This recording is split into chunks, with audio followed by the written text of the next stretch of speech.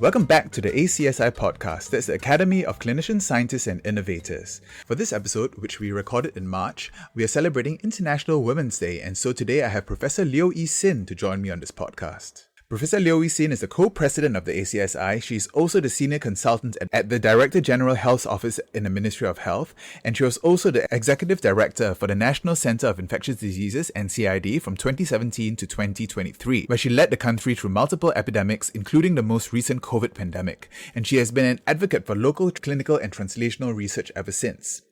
She was also featured on the BBC's 100 Women list of the most inspiring and influential women worldwide in 2020. Tell me, Prof Leo, how does it feel to be on that list? Thank you, NTN, for inviting me to this podcast. I must say that possibly I'm being placed in the right place at the right time, being recognized because of my work in COVID, fighting against the COVID pandemic. So to me, I think I am very, very fortunate. Tell me, Prof Leo, how did your experience with past epidemics and public health crises prepare you for the COVID pandemic? And why was it important for us to develop clinician scientists within NCID?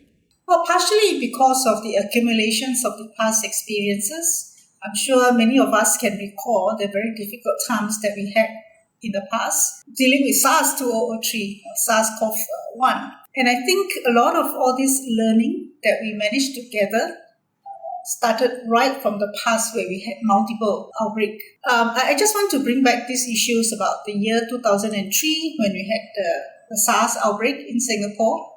I must say that we were heavily criticized about the poor academic performance. So in other words, we did not capture the opportunity for us to better understand the disease as quickly as possible. We are still looking at information from other parts of the world, from Hong Kong and from China as well at the point in time, with a failure to generate our own understanding.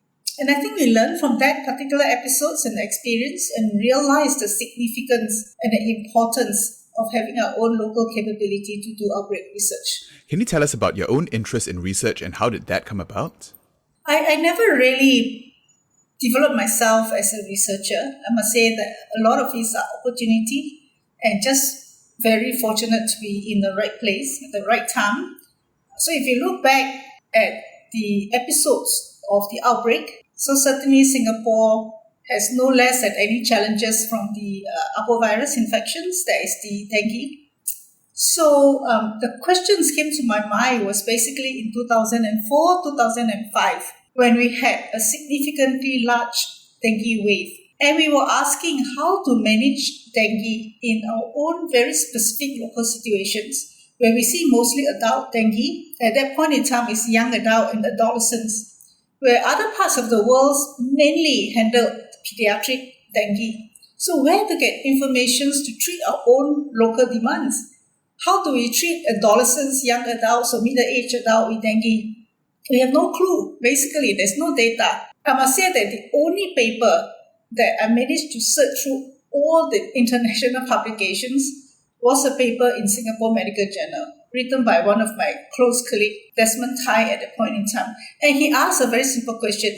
When was a good time to discharge a patient? Can we use platelet count as an indicator to discharge patients? And basically, we just admit all the patients into the hospital and wait for platelet counts to raise above 70,000 before we discharge them. So you can imagine so much of the unanswered question at the point in time, how do we manage adolescents, young adults with dengue? And there's no clue. So the only way for us to better manage the condition is through research. Find out the answer for yourself. And that's how I started dabbling with research at the point in time, answering a few questions. How do they manifest? When will be a good time to discharge them? When will be, the indications to admit them? Again, very fortuitous in a way that in the year 2008, together with many collaborators, we put together the flagship grant to study dengue. We call it Stop Dengue, was funded. A lot of work, actually not from myself, a lot of work actually put by my collaborators putting together the grant. But because we need the clinicians to understand the clinical problem and for the clinicians to lead, and therefore I was put in that position. And I just want to say that, in the right time, the right place, And because of that flagship study, it builds up our research capability and capacity in Communicable Disease Center at that point in time, and progressively moved toward the National Center for Infectious Disease. Back on research on outbreak is exactly the same. You have no answer that you can get anywhere else except do your own research, find your own answer. I think the lesson here is that every doctor and every clinician is in their own special place where they are at the right time and right place to collect data that is most relevant to their own patient population. Yeah, absolutely. And don't forget, because I think a lot of time is building the capacity and also building the platform. Because if you have a good platform, you can support multiple different focus of research and research topics. And hopefully, some of the research topics is of great relevance to our local clinical practices, great relevance to our public health, can also be internationally very, very competitive. Prof Leo, as Executive Director of NCID, you were mentor to many clinicians, scientists, and researchers over the years. Do you have any tips that you picked up from your own mentors of how to inspire the next generation of researchers? Well, I think the current generations, and hopefully, we will continue to improve in that we always have someone to look at, or you can have some pre-existing example. But I recall during my time, there wasn't, because research in Communicable Disease Center at the time was still very, very nascent. So there wasn't anyone that already developed a platform or developed the entire capacity, capability to do research. And I can recall that it was extremely challenging and difficult because we had to have our own recruitment of the staff.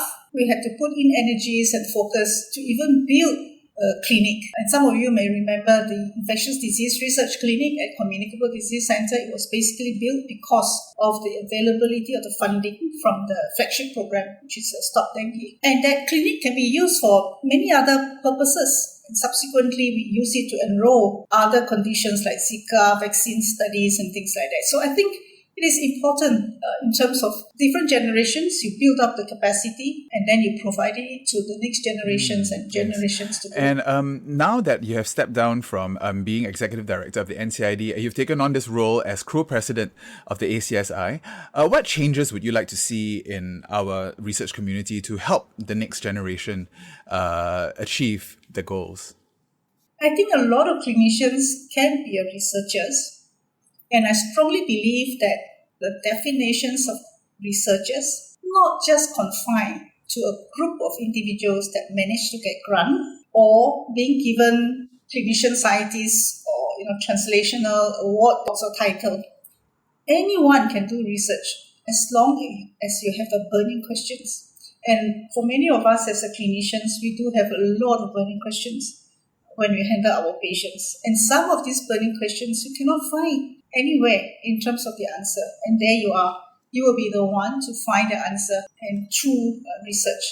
However, having said that, it's not that simple in a way that, if you do not have institutions or you do not have a supporting platform, then whatever idea you have, the desire you have, may just fizzle off. And therefore, there are two things. One is to make sure that everybody understands what research is for. Basically, it's for you to answer questions, for you to improve clinical management or improve public health outcome. Two is for the institutions to ensure that they put in resources, they put in what is necessary to build up the structure and platform to facilitate clinicians to want to answer questions. Yeah, that is going to be an uphill challenge. I can imagine this is speaking from experience and also what I hear from a lot of my juniors, that even if they do have questions, they don't know the first place to turn to. I mean, who is going to help them answer the question, where they're going to get funds, where they're going to get time. And then that's something that the ACSI is looking into to try to promote this kind of community for research in NHE and LKC. Yes, I think we have to do our very best to continuously put in effort and also engaging the clinicians, engaging the leaders, for them to understand that we all have to work together. We are all in the same ecosystem. Lacking one element, you will not have great success. And just looking at the ACSI webpage, I noted that only 31% of our clinicians, scientists, and innovators here are female. How would you foresee encouraging more women to take on the role of a clinician scientist? Well, again, it's everybody's effort. It's not just whether the females, our female colleagues want or do not want to do research. I do believe that a lot of us female looking after our patients, usually we are very caring for people, and we do have issues and questions that we would want to answer to be able to manage patients. But at the same time, I think we also have to be aware of the institution support, whether that is sufficient to provide to our female colleagues to be able to excel in the field. Looking on the bright side, I do see an increasing number of many of the female colleagues taking up this challenge, put in great efforts and having a very good outcome. And I think we do know many of them within our own institution as well. So this basically will serve as the promoter, I hope, and be able to be the positive example and having more people coming in.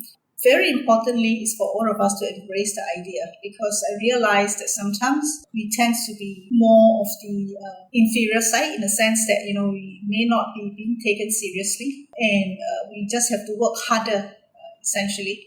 So in other words, if the male needs to put in this effort to get the outcome, as a female colleagues, we have to work harder. We have to prove our case. Yes, and that's why it's very important to lift those up that have succeeded, to show everyone that it's possible with the right amount of work. Yes, let's all do that, because I think it's important regardless of gender. To me, I'm gender agnostic. I just want to make sure that those who want to answer the questions, who want to do research, are given the opportunity, given the necessary support for them to do the job. Yes, okay. And on that note, I think that was a lot of very wise words from Prof Leo. And thank you very much, Prof Leo, for joining me on the podcast today. Thank you very much for having me. Yes, okay, thank you. And I'll see you around. Thank you, Prof, for joining. Bye. Thank you. Bye-bye. Thank you for listening to the ACSI podcast. If you want to reach out to us, our email is in the description that accompanies this episode, and you can get us on all your podcast programs, including iTunes, Spotify, and Pocket Casts. Thank you, and I'm Dr. Etienne Wang, and I'll see you next time.